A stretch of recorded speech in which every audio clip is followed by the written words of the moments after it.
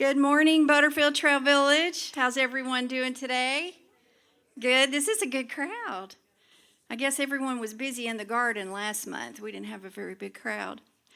Well, I'm glad you're here. We have several announcements today.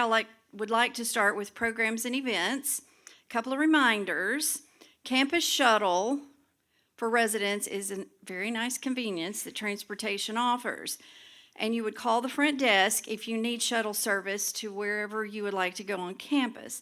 But please be mindful that the drivers cannot do exact pickup times. It's an approximate pickup and an approximate drop-off time because they're servicing several residents. And if they're not there right when you'd like them to be, if you call the receptionist, she's not going to know when the driver will pull up to your door to pick you up. So just be patient with the drivers and the receptionist, and I would appreciate that very much. Regarding programs that require you to sign up is usually because the program involves food.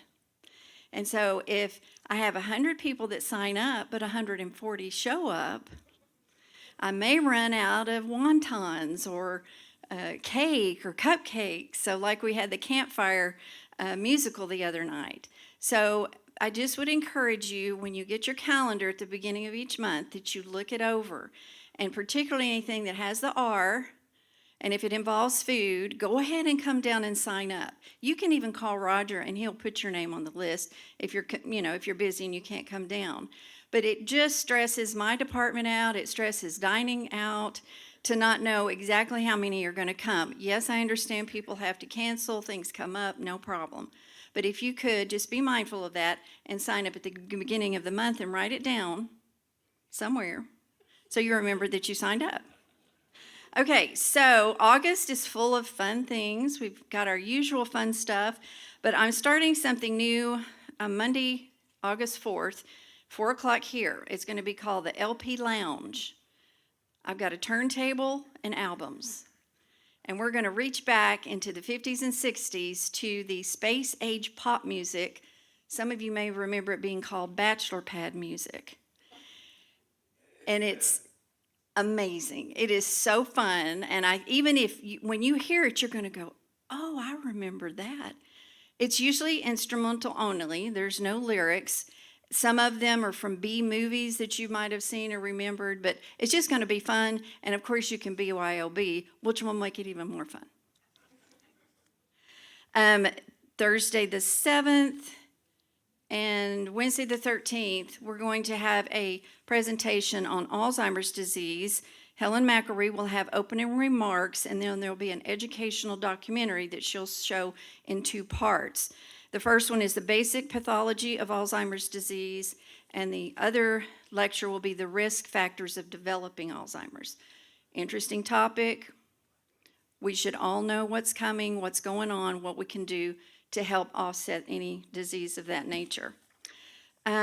Tuesday the 12th, I've arranged for a guided tour of our Fayetteville Salvation Army emergency shelter. They have a community garden and recovery shelter.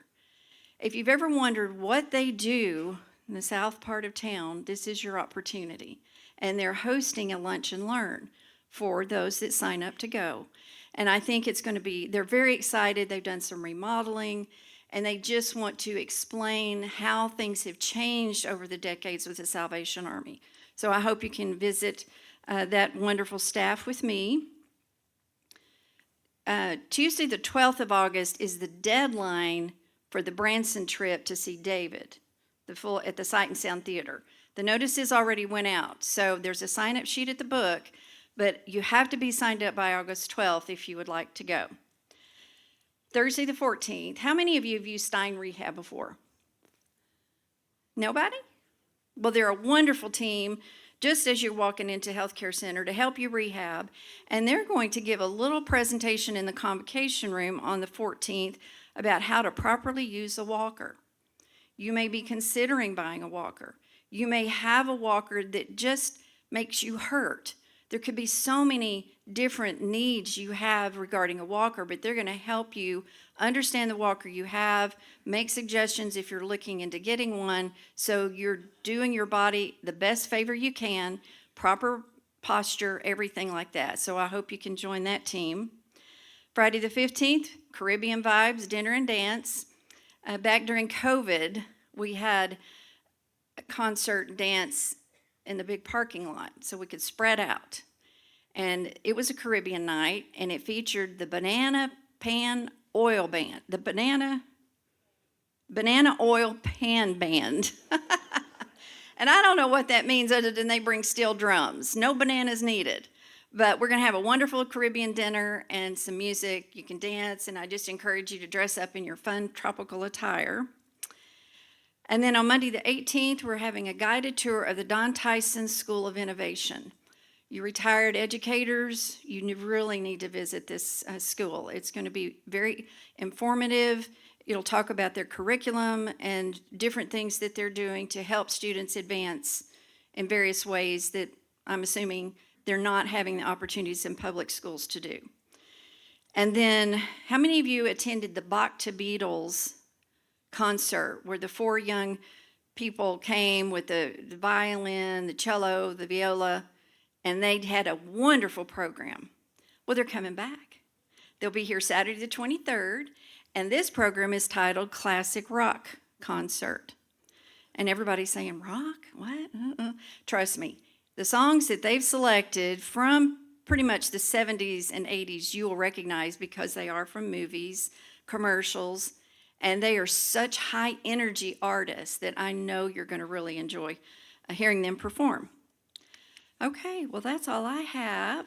We'd like to have Heather Edge, social worker, come give us an announcement. We have Vicki Prince, Director of Healthcare Services, David Renfro, and then Kevin. Thank you all so much. Yes.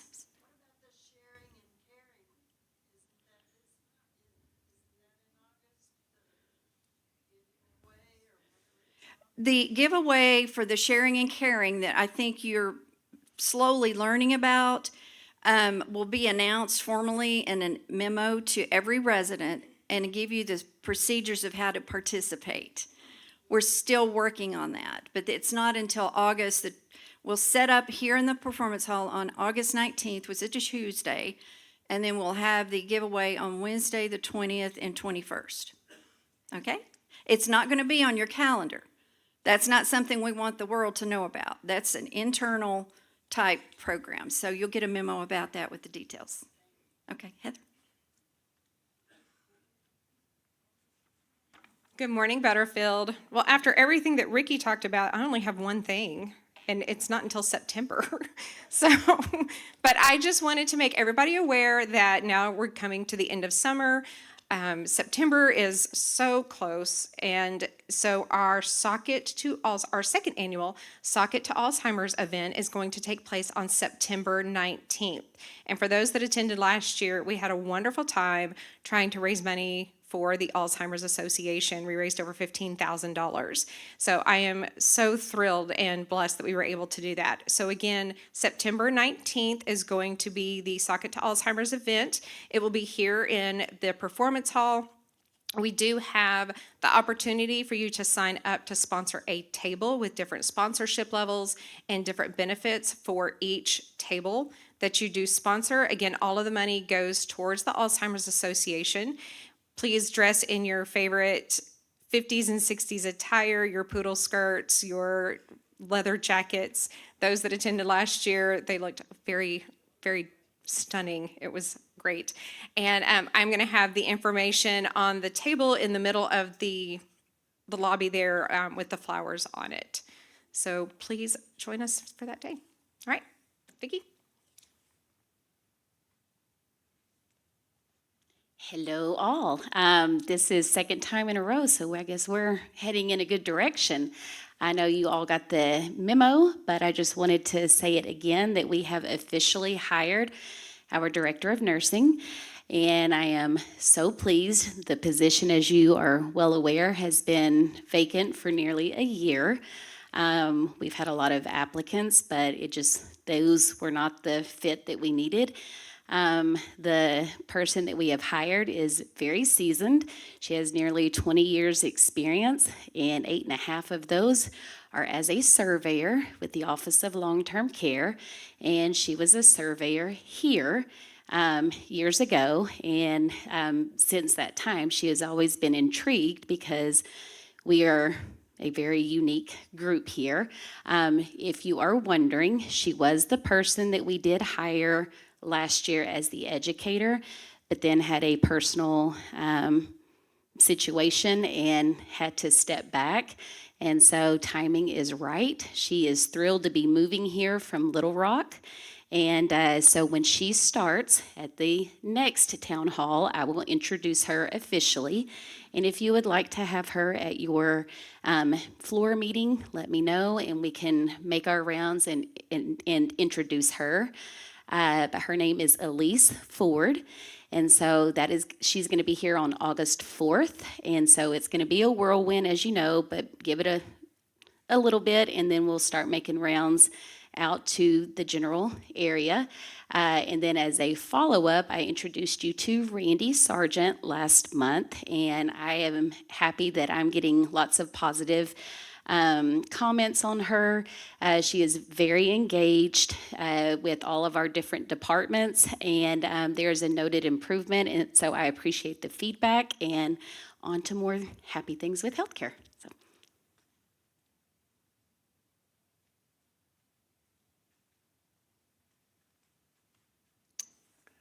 Well, I just want to tell you what, what a daunting task it is to be a representative going to the board for you and then back from the board to you.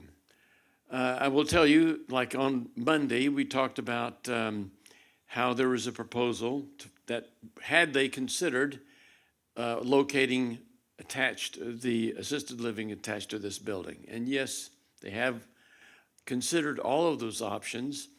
And so as I presented what we had talked about here, no, we're a little too far down the road in order to be able to change course at this point in time.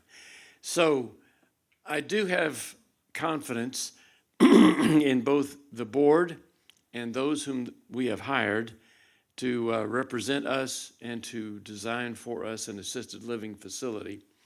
And so we are going to continue on with the path that we have struck out on. And just, if you have any questions, or let me know. Yes? Roy. Here, can I hand you this? Yeah. Does this work? Hey, it does. I'm the one that picked up this furor. I apologize for using, my name is Roy Clinton. I apologize for using some numbers that were not adequate to get the square footage that we needed.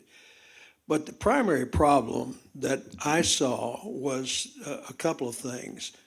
One, duplication of services. Two, isolation. Two being the number one thing that really affected people was it was just too isolated. I'll give you a little example, personal example. Back in 2002, I was chairman of the board of Washington Regional. We were designing and getting ready to build a new hospital on a new site. That started, really, we had a internationally known architect from Dallas. They're still in business and they're really good. About 2 weeks before they were prepared to bring us the final drawings, not the working drawings for building, but the final elevations, the footprints and all that, they called me and said, I've found a new type of a new type of unit that would service much better than anything we've designed for you. And I said, really? And he said, yeah, it's a triangular system that will have the nursing core in the center, all the patient beds down, envision a triangle, which is what they have over there now. I said, they were supposed to present in 2 weeks. And I said, how long would it take you to draw up the new schematics for us to look at? He said, about 6 weeks. They did. Now, this was instituted by the architect, not us, because we were told. We don't really, we knew rectangles and all this, but we didn't really know what healthcare could look like if there was something different. All we were used to was a rectangular building. So they did, and we did, and you see the current Washington Regional as it is today.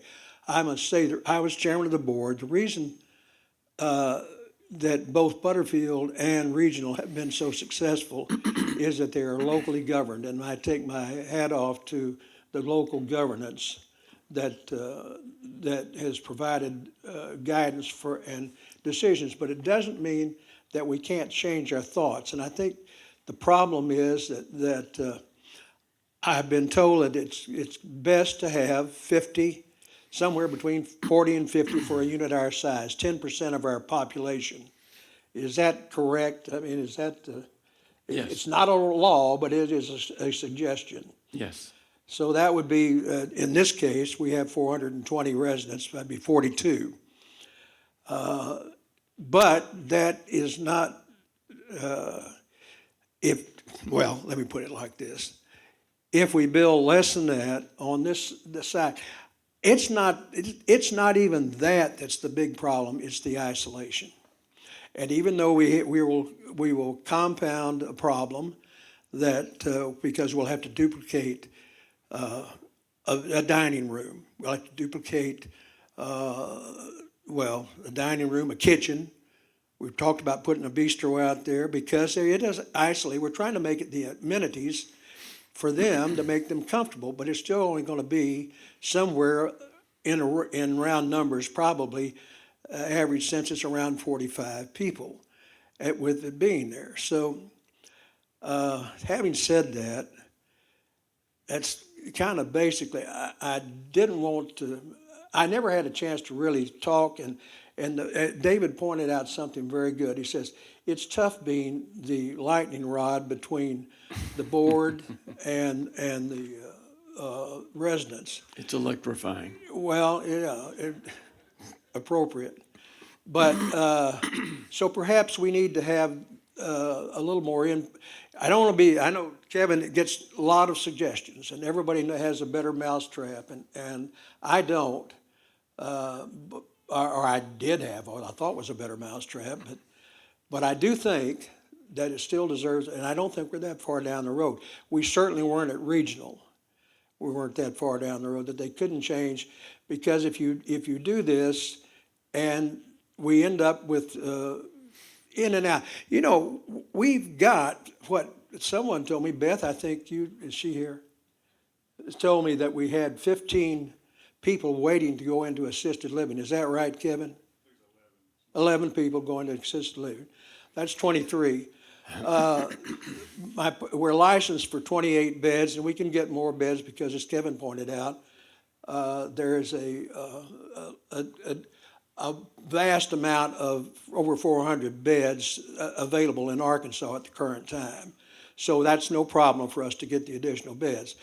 But the staffing on a continuous basis, and there are minimums that we have to staff by, will present a situation that doesn't change in either location or any location. The big problem that was made years ago was to put assisted living out there. That's the problem. And having said that, I don't have anything else to say. Okay. Well, let me just address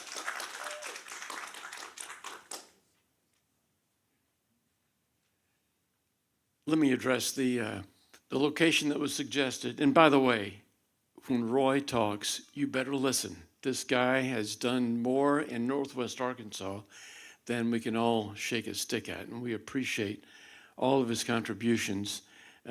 Literally, our life around here is very much been affected by what he has done in his career. So we take his thoughts and suggestions very seriously. The particular site that he was suggesting, and we looked at several in our meeting when we were about a week and a half ago, but the one that I thought looked like it was the best, the footprint of it, and you mentioned reproduction of a kitchen, we would have to do that anyway, because Carolyn Spears, if she's here, she looked up for me all of the laws and requirements that may be somewhat difficult to try and manage in that particular site. And that would require that there be a separate eating area, and people in assisted living have to get 3 meals a day. Now, if you were going to take and have a place for 50 people to sit and be able to eat at one time, you're going to cover pretty much in the entire footprint of where what we were proposing, even if you extended out to take away the bus parking spaces. So that, and then Roy Penny looked at where all of these different places are going to be. How much space would we need to be able to house 50 residents? And it turned out that not considering anything to do with kitchens and looking at sizes of halls and sizes of rooms, and typical of Roy. Where's Roy? He's not here. I know he's going on a trip. I got a spreadsheet with many different alternatives, but they all ended up being 3 to 4 floors. So if you have, let's say, 4 floors, and then you put an eating area underneath it, now you've got 5 floors. And you have to have 2 CNAs per floor. There's 10 CNAs. And then I want you to consider thinking about getting people up and down 5 floors 3 times a day. It would be a nightmare. So now that I figured out long before I actually went to the board meeting. And then the board says, well, we've looked at all of these things, and we've got this architecture firm, and about 7 engineers have been involved, and we're about $200,000 into just the design. So we've got many different, we haven't seen a final plan yet because, as they were saying, it changes practically daily. And so that will be presented as soon as possible. But I will tell you, just from the things that I know, and not that I know that much, but I am confident that our board has represented us well. They've taken, and I think Kevin has done a great job of assimilating all of the inputs. We've all had opportunities to put in the pluses and minuses, things that we want, and those have all been incorporated the best way possible. Yes, we've inherited a particular situation, but we're just going to make the best of it. And I think, in my opinion, I trust that what they're doing is in our best interest. And we're paying them to do that. It's sort of like going to a financial advisor. I don't know enough to tell him tell me what to do. I just hope that I don't run out of money before I run out of life, So I think we're in the same boat here. I want to tell you, and I think Patty Stiles said it because of her sitting with somebody at one of the lunches that we had with the board. They are a great bunch of people. They have our best interest at heart. They are not getting paid. They're not padding a resume, but there's a lot of work that goes on. And I just want to tell you that I personally have met them, and I think that they're competent and have our best interest at heart and are representing us well. So, Kevin, you want to fill in any blanks that I've left here? All right, y'all.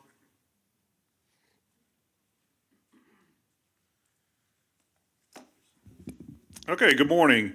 We'll address some more about the assisted living. I want to go over a few other things with you first, just some updates.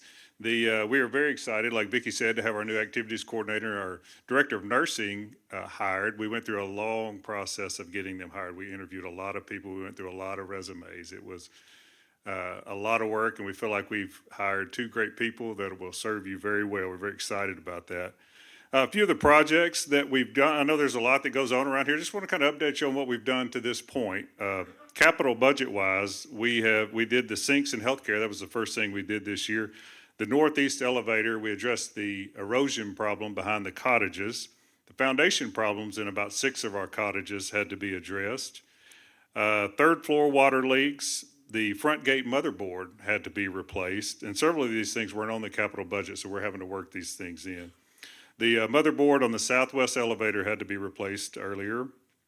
Due to a request from the maintenance committee, we replaced the rails for safety outside 4C, door 4C. We had to replace new kitchen appliances, which are extremely expensive whenever you have a kitchen our size. The HVAC ongoing continuing to repair, replace HVAC units. Pool resurface, we did the therapy pool and the main pool resurface, repaint, repair.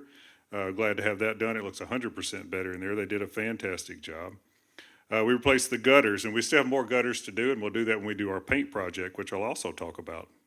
We continue to interview Wi-Fi companies to see what the best option for Wi-Fi is for not only currently, but in the future. We have future plans. We know things will change and evolve as we need more Wi-Fi bandwidth, or whatever the right term is, because the more people that move in, the more devices they have, the more Wi-Fi capacity we're going to need. So we want to be very careful about this, and we've interviewed 3 or 4. I'm not even sure. Gary would have to tell me how many interviews.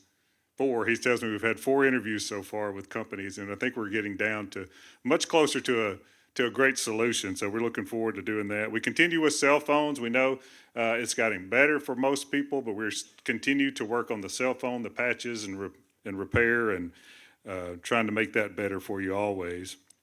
Still waiting on an update on the North Atrium elevator. We know that waiting to get a response from Otis. I emailed a couple of times this week and haven't heard anything back from them. They're not going to make the June 26th date, obviously, so we'll see what their next date is, so we'll continue with that. You got an email this past week, I believe it was, about the parking lot, the new parking lot at the northeast corner, the design of that. And and I told you we kind of changed the design. It was a recommendation from our residents and to make it more accessible, so we changed that design. We were getting new quotes. We got a quote Monday, waiting on the 3rd quote hopefully today, they said by the end of the week, and we'll be ready to move forward on that. That'll take 60 to 90 days, we feel like, to finish, to complete. Who knows with the weather? It's rained a lot more, as you know, than we've seen. The building paint. So we are getting ready to, in this next quarter or soon, by the end of the year, we're going to paint the exterior of the main building. And so we have, Kelly has set up boards outside, and there are options on there. We want your input on that. So there's 3 different boards, 3 different options. There's actually more options. So there's colors of the exterior of the building, and there's also the color of the metal parts, the handrails, the light fixtures, and all those things. So you can mix and match the colors, kind of choose what you want. We want your input on that to see what you think. We feel like it'll be a nice upgrade to our building. While we do that, we'll also replace the gutters that need to be replaced, and also pressure wash the entire building. So we know that there's some moldy looking spots out there, a lot of dirt. I don't know if it's been pressure washed in a long time, so we're going to get that done as we paint. So we're looking forward to that. So be looking for that. I think they're outside now, so. That's right. She made small slips of paper and with check boxes on there, so just check box and. They are, he said, where outside are they? Just go right outside the door to your left. Right outside the door to your left. Okay, so the assisted living update, we continue to have weekly meetings with the architect, and we try to incorporate everything that's required. And as David says, there's some things you have to duplicate services based on the Office of Long-Term Care. So regardless of where it is, you have to have a kitchen, you have to have a dining room, and you have to have staff. And so those are common things that we all look through to make things more efficient. But the financing, get a lot of questions about that. We're still looking at financing. We've engaged with Ziegler to help walk us through that process. So you'll know as soon as we know we have a feasibility study and different things to come before we are able to present anything on that. Interesting, yesterday we met with the residents of the assisted living to see what they think about what's going on. What do they like? What do they dislike? And it was several of us went out there, but Marilyn joined us out there too, so she could hear the comments too as a representative for you. So the dislikes were what we kind of expected. They disliked the air conditioners were very loud, and we know that's an issue, and we want to make sure we address that in the new building. They need better storage facilities, and we were trying to, in the design, we wanted to make sure that we had larger storage, more storage available in the units and in the closets. So I feel like we've addressed that in the new design. They want easier access to outside doors, automatic doors, which we will, of course, larger laundry areas, so that will definitely be more and larger. And they wanted a simple exercise area with simple equipment. Just a place with simple dumbbells, just not a lot, just a room to do those sort of things. So what was funny is we asked, what was your favorite things about living here? They liked being separated from the building. Promise you. They liked the privacy. They liked being separated from the building. They said that's one of the things, they formed their own community out there. They like it because it's quiet. They can get away from everything. And I asked them about transportation. Do you have enough transportation to the building? And they said, well, yeah, of course, but the longer we stay out here, the less we want to go to the main building. So I thought getting their input was very interesting because it's not exactly what we perceive their problem is. So I said, would you like more transportation, more access to the main building? And they just had the strangest look, like, no, we have plenty. They do have problems. There was problems getting transportation during busy times, and that's something we definitely need to work on. But they said we formed our own community, and we like being out here by ourselves, and it's quiet and peaceful, and so that was their input. That's all I have to go by now. And there were 4 or 5 people there with me, so we asked all the questions. We gave them an hour to ask, and they ask everything you can imagine. Very good questions, very good questions. But we want to know exactly what is the perception of living out there. And I think once they moved out there, they formed their own community, and just like you do on your floors. Just like if you're on the second floor, you probably, you may not go to the other floors to. One of the great concerns that I've heard from the residents is how is this expansion of assisted living going to impact our monthly fee? Well, that's right. So how will it impact the monthly fee? Well, the plan, with more people moving in than the people moving in pay for the new facility. That's the plan. Of course, it depends on volume, but more to come on that as a feasibility study comes. If we have 10, 11, 12 people come in and their monthly service fee goes to make the loan payment, in essence. But My understanding from the board is that this will not impact our service fee at all. no, and that was a question from them. They said, if I move to the new facility, does that make my monthly service fee go up? I said, well, no, not any more than anything else. It's not projected to have any impact on that. And that's why we do a feasibility study. And you'll know when we get the feasibility study because we'll share that with you. You'll see, and what they'll do is a best to a worst case scenario. They'll do a worst case, most likely, and then a best case scenario so we can kind of look at all aspects of it. But it will all be addressed. Sir? I've got a question, 2 questions. One is the kitchen in the healthcare services was required, but we don't use it. We use it for food prep. Mm-hmm. Okay. Why can't we do, that was one of the premises on putting this at that location. The same thing would happen. The kitchen can handle 500 people since they are able to turn out, whatever it is.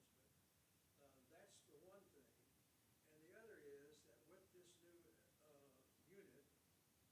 new assisted living, if we go to a 50-person, we will have 40 units opened up basically in our apartment dwellings, which means 40 more people. And that also was something that seemed to be a problem. This loving assisted living out there by is totally new to me, but I don't know whether if we want 40 more people, that's what you're going to get, and it's going to be, I'm either way, except that I think we probably are about stretched. We need to put a limit on what we're doing out here.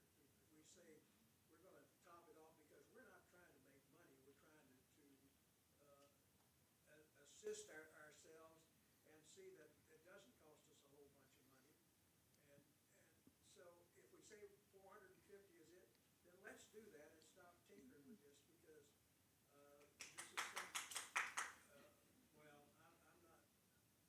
Anyhow, I gave it a lot of thought. I do have some background in this, but if they are happy out there, we are going to pay. Remember the swimming pool? Anybody does? But we had to have, and it's sitting there. And I just didn't want this to be another swimming pool. So with the kitchen,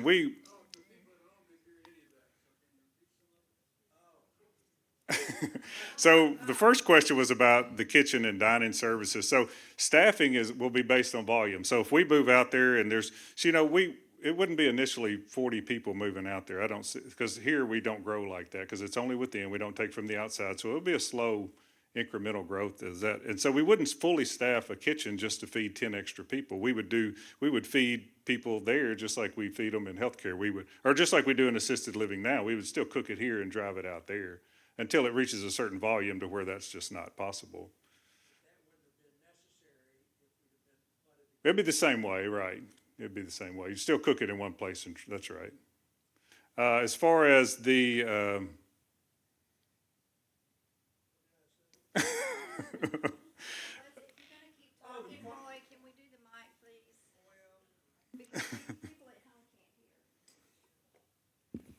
oh, well, we talked about the volume Yeah, of the people, volume of putting people, a cap on the number of people that we have here in Butterfield.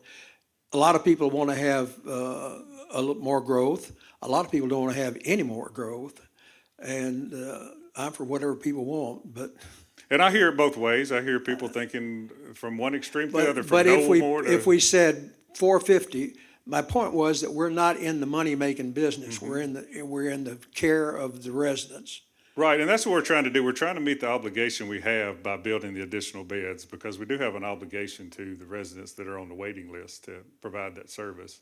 Well, And so instead of just building 10 beds, we're going with the industry recommended 10%, 42. okay, that's 42 beds. Right. Okay. Well, It's 10 to 13, so anywhere from 42 to 53. the point being that if it gets to 42 or it gets to 50, then we have 40 units vacant here that will be filled up right away. And let's cap it at 450 then. We need to put a cap and stop And that's and not between the saddle residents. I have- ourselves on more growth and even planning for more growth, because that's not what I think most people want here. Mm-hmm. They want to be able to pay the bills. Well, anyhow, thank you. Any other questions? Yes, sir.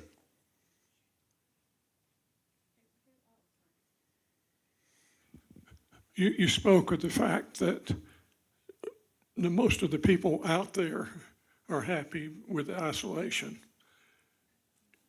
There are people here who don't want to go there because of the isolation. So I think if you're going to get a real unskewed opinion about that, you should take the opinion of everybody as opposed to those few who've accepted it. Thank you. Any other question? Yes, sir.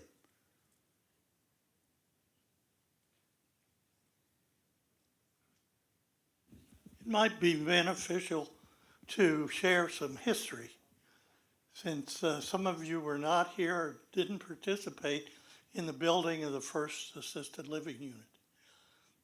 That was designed on a 3-unit cluster, that there were going to be a cottage at the where it is now.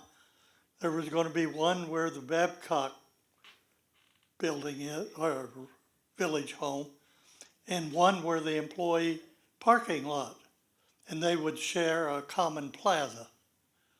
And that was very popular in California and Florida, and that was the design that was used here, of 15-bed units. And it was 15 beds because that's the state regulatory guidelines at that time. And so they were going to share facilities. Each cottage will be slightly different because it had different amenities. And then the residents could move between those cottages to use amenities. For instance, there'd be an exercise room in cottage B. And there might be a television or a meeting room in cottage C. And so they were going to be shared, but they'd easily be accessible by going through a common plaza between them. Mm-hmm. We stopped with one, and we put in these other facilities. So as a result of doing that, you have to change your plans and solve your problems with a different solution. All right, I'll be thank you. glad to go through all the detail. I was on the board and involved in selecting the design. Any other questions? Yes, ma'am.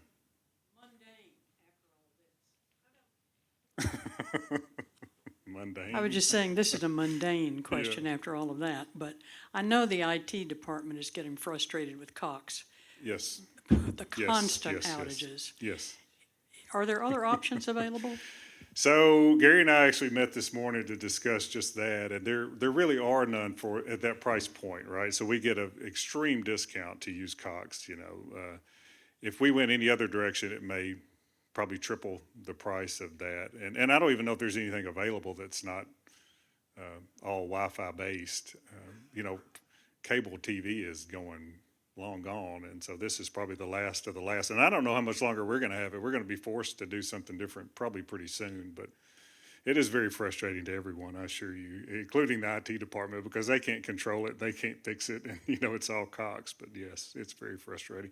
We talk about this all the time. We talk about, of course, we always talk about the future and what do we need to be pushing towards and doing towards, and hopefully with our new, you know, our Wi-Fi upgrade will hopefully help take us a step in the direction to kind of get away from that. For those that want to, the problem is if you just say we're going to do it this way, well, that $40 Cox package is great for a lot of people, probably most people. But then there's a small part that really want it more advanced, more channels, more things available. So it's trying to please really both crowds. We'd love to get away from it and out of it, but I don't know how we could to be really fair to everyone, because the majority still are, I think, are pretty happy with that low cost. Even though you don't get a lot of service, it's a very low cost for your cable TV. So we talk about it a lot. I promise you, we're trying to come up with a better solution as quickly as we can. Yes, ma'am.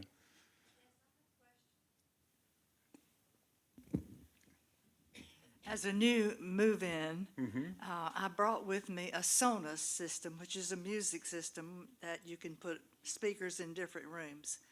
The IT people spent about an hour and a half trying to get the Wi-Fi to accept that system, and they couldn't do it. So I wonder why I understand the printer issue, that we have to have hardwired for our printers to work with our computers.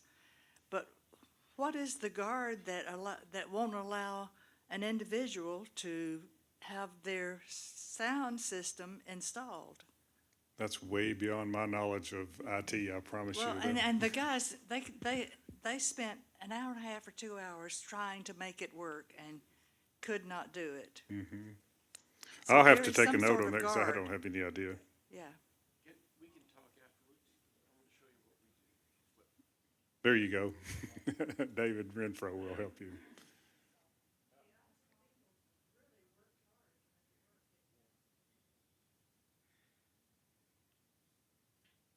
Anything else? All right, thank you. Have a great weekend.